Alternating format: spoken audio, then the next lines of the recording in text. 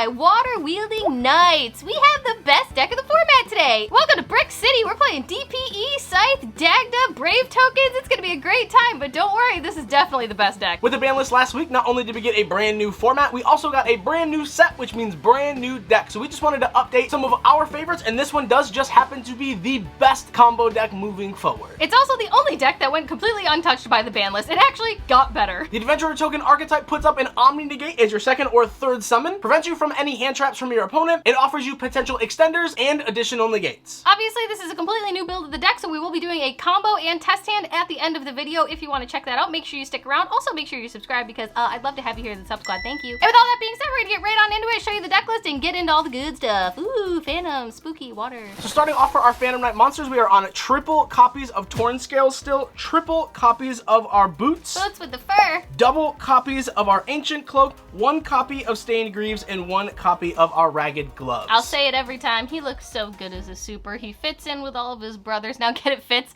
they're all clothes. Ah, I made a pun. That was so fun. And I rhymed. What a time. All right, I'm done.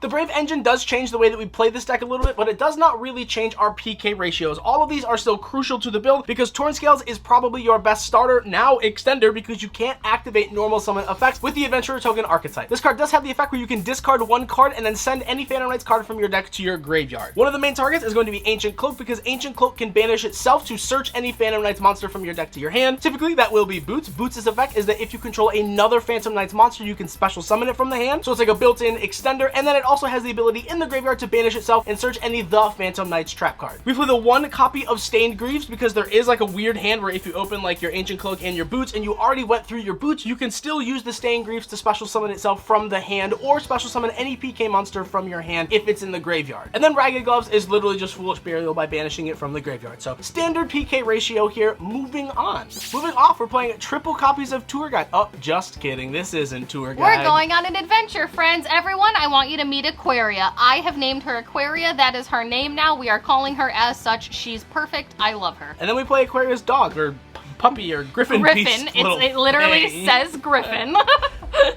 His name's Wander. And we play Griffin's Equip spell, the Draco back. Not Draco Sack, the rank 7 Xyz. It's Draco back, his weird dragon cousin. And then the best card in the deck, the new best card in the deck, we are playing triple copies of Right, and then the one copy of Fateful Adventure. Aren't these cards just so cute? They make me feel like I'm playing like a game of Dungeons and Dragons or something. Like, she's just like, yo, take my hand, tour guide, goodbye. Who is she? I don't know. I love these cards. So how this engine works, for anyone who does not know, is that your Water Enchantress will banish herself from the hand or graveyard to add a copy of Right from your deck to the hand. Right will special summon the Adventurer token and then places Fateful Adventure face up in your spell and trap zone. Then you can activate the Fateful Adventure, which basically searches you Griffin. You do have to discard a card. However, once you can special summon the Griffin, that triggers Fateful Adventure's second effect, which gets you the Draco back. It's just a free discard for Torn Scales. So realistically, you play 6 copies of the Right card because it's the best card in the deck. It gets you access to your token and then also gets you Fateful Adventure. Adventure gets you this gets you the negate, this gets you a free discard. Super easy, sounds really convoluted, but we'll demonstrate it in the test hand portion. The Knights are now eco-friendly. They recycle and loop, and it's great. And it's good to know that the Water Enchantress and the Griffin special summon themselves from the hand if you control an Adventure token. So the cool part is if you already open Right, your Water Enchantress can just be your level 3 extender also. One of the main reasons this engine has a ton of synergy with the deck. It also fixes one of the main problems of PK, which is not being nib proof. This deck does not set up an Omni Negate, and it never really has, especially before nib. So this engine really facilitates that and fixes that whole problem, and now just gives this deck an Omni Negate right off the bat. It's great. I love it. Sword Soul 2.0. And then moving off for our extender package, we are on 3 copies of Psychics, and then... Oh my god, is that a Ghost Ogre? No way. 3 copies of Emergency Teleport. Oh my god, what parallel universe am I living in? E-Telly's at 3, we're playing Ghost Ogre in a meta deck? What's going on? So we are playing 3 copies of E-Tally, and then we are playing the Psychic Wheeler, the Psychic Tracker, and then Ghost Ogre. Ghost Ogre is actually really good because you do not have a ton of room in this deck to play going second cards. So not only can Ghost Ogre be an extender, but it can also be your one of hand trap. Emergency Teleport can get it out of the deck on your opponent's turn to make it like a trap in and of itself. So a lot of functionality, really worth the 1 copy. And then because we are playing 3 E-Tallies, we want to have 3 targets. And then obviously, for anyone who does not know, if you draw any of the Psychics besides Ghost Ogre, they just special summon themselves from the hand if you control a level 3. Also, you guys can't see it, but on the mat, this is Ghost Ogre's hand.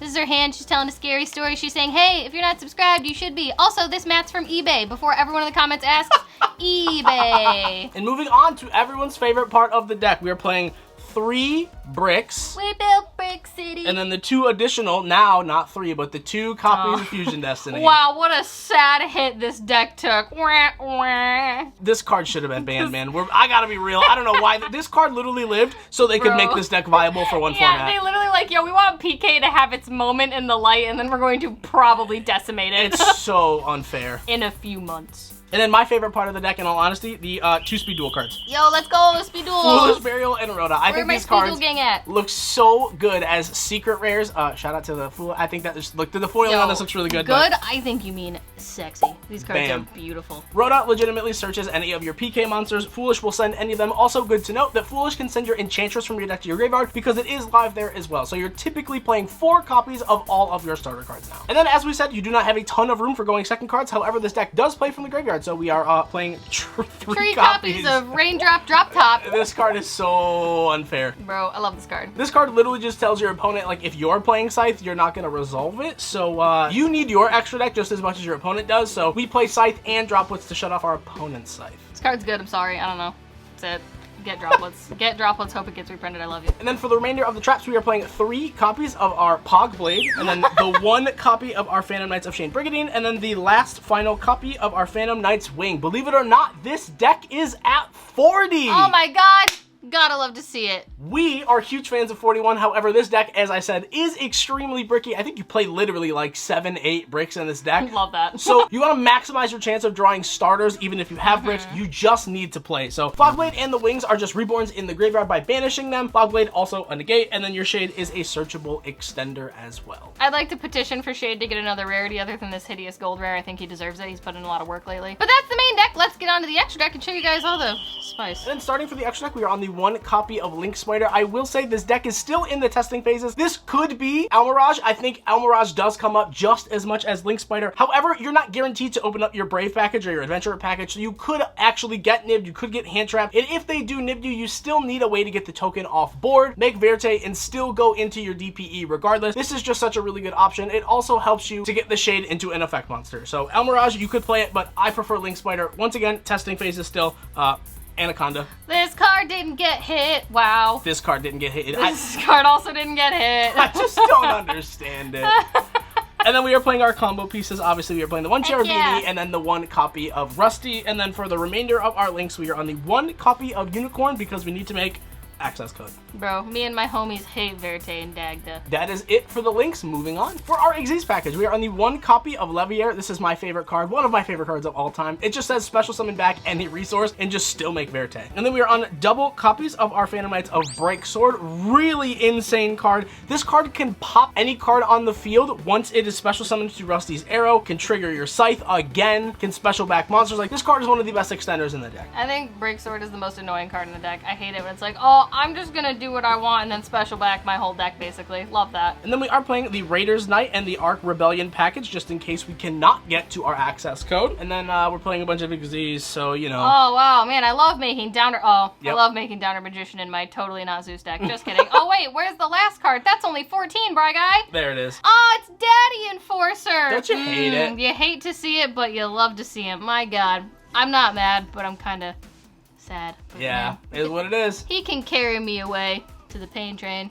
And that was the extra deck. Wow, how fun and innovative for a PK combo deck. All right, let's show you guys an actual combo and test hand so you guys actually know what the hell we're doing now that we have a whole new engine in the deck. All right, team, I hope you subscribed just like Ghost Ogre said. See, I told you she was here. Don't be like Mourner and be sad because you're not subscribed. Join the sub squad. Thank you. Anyway, we're going to do a random 5-card test hand because we like to show the actual viability of a random hand in this deck. So if you enjoy these test hands and the combo tutorials, make sure you let us know in the comments. But with that being said, we're going to get right into it, show you guys how this deck works because we have a brand new engine. All right, team, so we are going to shuffle this up real quick over here. Just a little bit more, make sure everything is nice and randomized. Offer this to our opponent. Snug as a bug in a rug or a phantom in a lantern or something. I don't know. You don't come for comedy, do you? E-Telly, Boots. Oh my God. Torn Scales. Oh my God. All right, Water Chick. Oh, Water Combo. What I really like about this hand is we actually get to showcase how our Enchantress or Aquaria is actually full combo and extender. I didn't know you wanted me to like say it. So, stand by main. We are going to activate our Aquaria and banish her. Bye, girl. This will add our rights from our deck to our hand. I don't know how to pronounce this. Yeah, we're just card. gonna call it right. It's right. Emissary. All right. You don't need to make it worse, Brian. All right, we're gonna activate our right. Right will special summon an adventurer token to our side of the field. How convenient that I have this very official Brave token from Konami itself. Just kidding. We don't have a Sword Soul token or a Brave token, but we do have these beautiful border sleeves, Demon Dance in particular, from Imperium Duelist. They drop on Friday. You can use the code CrushCards10 for 10% off your whole order. There are water ones as well from my Tanjiro Tangerine team. I love these sleeves. They're beautiful. Look at them. They're gorgeous. I'm gonna put it over here in the far left zone because I think that's what Imperium wants. Thanks, Imperium. I do too. We're gonna move. We're gonna move Aquaria. Yeah, sorry. We're just. There we go. Okay, fabulous. Now, right has a secondary effect where if you do not control fate, you can place it in your face-up spell and trap zone. So we'll just grab our Fateful Adventure, and now we can activate the Fateful Adventure. This will add our Griffin Rider from our deck to our hand. We do have to discard a card. However, we're playing PK. A lot of our cards have functionality in the graveyard, so see ya, boots! Bye, booties. So, really cool here. Now, we actually don't have any bricks in our hand, which is wild because this deck does play like 6 or 7 of them. Thank you, God. We can now activate the Griffin Rider to special summon itself, and now because we have an adventure token on our side of the field, Griffin says whenever your opponent activates a card or effect while you have an adventure token, you can quick effect shuffle it back into the deck, negate the activation, and destroy it. So this is realistically now a nib-proof combo. Which is the biggest problem that this deck had, so this is an amazing thing to have in this deck now as a resource. Also, I was today years old when I realized Fateful Adventure was a continuous spell. We went this whole deck profile and I didn't even bother to look, so please remember to read your cards, kids. Speaking of reading our cards, Fateful Adventure has a secondary effect which we will trigger because Griffin was special summoned. Woo. We will add our Draco back from our deck to our hands. Konami really pushed the boundaries of imaginary thought here with the rideable dragon. It's just, whatever, man, you know? So what I will do now is I think the best move here is to normal summon our Torn Scales. Keep in mind, because we have activated and resolved all of our adventurer stuff, we cannot activate the effects of normal summoned monsters, but we do have double extenders, which is pretty pog. We will special summon our Water Enchantress, because as I said before, if you control an adventurer token, both of these just special themselves from the hand. And oh my god, is she a level 3? Guess what that makes? Whoa! That makes Cherubini, friends. That's exactly what that makes. And now we can activate the Cherubini. Just a real quick note before we send. Cherubini does send for cost, and if you do not have access to your adventurer engine, she's a 3, so you can send her off of Cherubini if you have like full PK combo. It's not ideal, but it does work and come up sometimes. But here Cherubini will send our copy of Cloak from our deck to our grave. We can now activate the Cloak, banish it. Cloak will grab our copy of Boots, and then because a PK card was banished, we could special summon our Torn Scales. Now, ooh, he was special summoned. He was special summoned, so it was not a normal summon effect. Now we can activate it. Remember how we searched this card? Free discard Goodbye. fodder. Bye, creative dragon. Torn Scales can send our Ragged Gloves here, and now we can special summon our Boots from our hand to our side of the field. We don't want to use Torn Scales and Cherubini to go into Rusty because this was specialed from the graveyard, so it will banish once it leaves the field. So we're going to try to work around that. So we'll take these two and make our copy of Rusty. Now we can activate the Rusty effect. This can send our Stained Greaves. And we will set a Pog Blade. Beautiful. Okay, so your order of operations kind of matter here because you don't want to have any other traps in grave, because we are going to now activate our Boots effect, banishing it. Boots is going to search our Shade from our deck to our hand. Ooh, shady under this tree. And now we're literally just going to set the Shade, peep to see that we have no traps. Oh, man. We can, bam, activate Shade. Bam. Activate E-Telly. Grabbing our copy of Psychic Wielder from our deck to our field. So disgusting that E-Telly is at 3. So gross. Who did that? Now we will just link for 2 to everyone's favorite. Bro. Beautiful Dagda. I hate it. This Isn't he great? So unfair. Now we'll go through. We have not activated our gloves yet, so we will banish the gloves. This will send our copy of Wings. Now, obviously, we will activate Wings, banish it, special summon out another PK. It really doesn't matter here because they are just going to goodbye overlay. You have 2 options here. You can make your Break Sword, which will be an additional trigger, but realistically, we don't have like the other Fog Blade to set it up. I like going for the more resource-intensive game, really just solidifies game next turn. We'll make Leviair, and then obviously Leviair can detach a material and special summon back our copy of Ancient Cloak. Keep in mind, too, that this is any level 4 or lower monster, so if you really want, you can just special summon back your Water Enchantress as well. Her name's Aquaria. Aquaria, my apologies. We can activate our Cloak's effect, switch it to defense, target Rusty, make Rusty an additional 800 attack, harder to beat over, and now we will link for 2, everyone's favorite Link 2 monster. into Verte. And I will say, this is my apologies, team. I noticed that I was just going through the graveyard. We discarded the equip spell, and I never actually activated it. This does trigger when it's sent to the graveyard to equip itself to a token. So this is actually not in our grave, it's on our side of the field equipped to the token. Pretend we did that earlier. This is actually relevant because on your main phase, it really just allows you to pop any card on the field. So this is like a Mystic Mine out, this is your skill drain out. This card's really good and probably worth playing in this build. Sorry, we're human, we make mistakes. Just know that if it is sent to the graveyard, it just equips. So here it is, it's equipped, everything's fine. Beautiful. Now we'll activate our Verte Anaconda, chain Dagda. Set everyone's favorite, send. Goodbye, Bricks. Beautiful. Yeah, that got really small all of a sudden. It's really small. Bam. Beautiful. We will summon our copy of Phoenix Enforcer here. Isn't that just amazing? This is so fun. So this is our end board. We realistically have Fogblade. We have Scythe, which will be popped off of our DPE. We also have the ability to pop the Dagda eventually if we need like additional follow-up, which can special back Scythe to get an additional Scythe block. We have our Griffin Rider, which is a shuffle back for any Omni negate. And we have our Draco back, which is just popping any card on our main phase. Plus we have Pot of Greed in the graveyard with no cards in hand. Weird how that works out. Wow, this deck is so disgusting. I literally hate this. Konami was literally like, yo, let's have PK be the absolute best deck for one solid format. Yeah. And well, here it is. It's disgusting.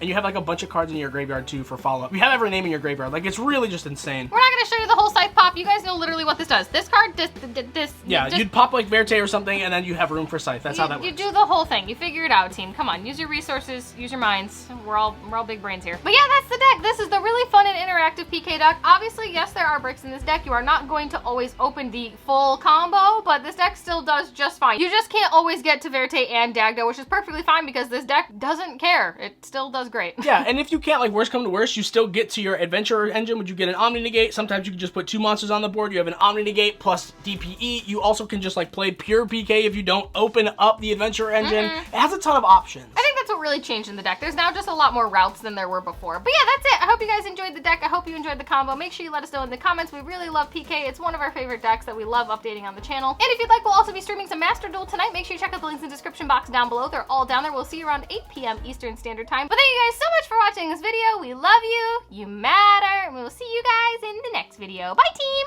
Bye. Bye. See you later. Oh, we're here. Wow. I should probably take off my Christmas hat. Probably. 3, 2, 1, dance.